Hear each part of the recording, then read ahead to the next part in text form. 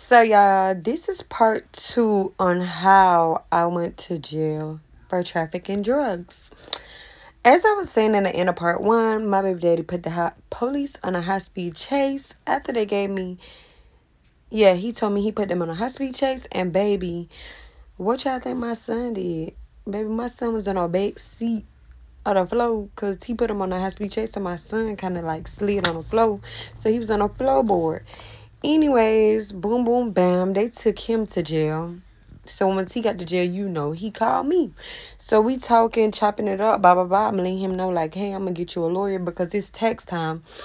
And, yeah, I said it's tax time because at the time I ain't had no job. And that's when I was still a little young. So, I really wasn't, like, I was on my stuff, but I really was, like, Anyways, so... boom, boom, boom. My baby daddy like, hey, can you call down here and tell the investigator, like, I need to talk to them. But in the meantime, he was like, I know the main co-defendant is handling some stuff. So I was like, okay, cool.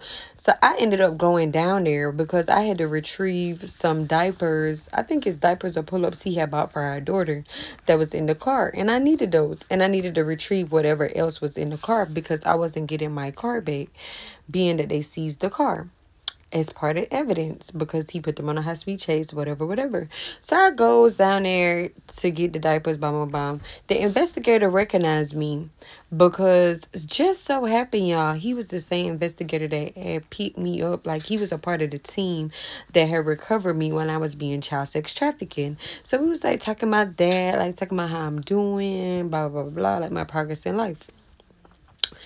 So he had asked me for my number. So y'all, in the back of my head, I'm thinking like, okay, he trying to get my number because he trying to, like, stay in contact with me, see how I'm doing, see how I'm progressing, blah. So I ain't think nothing of it. So I give him my number, whatever. Y'all, that was a bad idea, but you gonna hear about that in a few. So anyways, that goes on. I let him know, like, hey, my kids dad want to talk to you, blah. So in the meantime, my baby daddy called back and he was like, hey, I need you and my family member to go to the main co-defendant and get some of the products that he received from... Did I tell y'all that? I don't think I told y'all that. Okay, so what I didn't tell y'all is that when my baby daddy went to jail, the main co-defendant in our case, because there's 5 of us, the main co-defendant in our case went to his residence and retrieved all what was left, like any of President Nixon drugs and stuff. He went and retrieved all of that from the residence. Like, he exchanged it with the person that, was there. Like, it was a mess.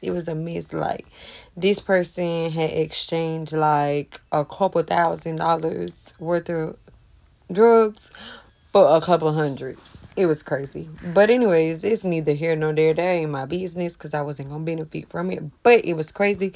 Anyways, yeah. So the main co-defendant had all the drugs. Everything. Okay. So me and my baby daddy family member went to meet with the main co-defendant per my baby daddy request. And when we went to meet with the main co-defendant handed my baby daddy family member the drugs that was later stored at my baby daddy family member house. Not at my house. It didn't touch my hand. Nothing. It was handed to the family member. So cool. So then after that, the drugs was just supposed to stay there. Well, baby, it ended up that the main co-defendant had set something up. And yeah.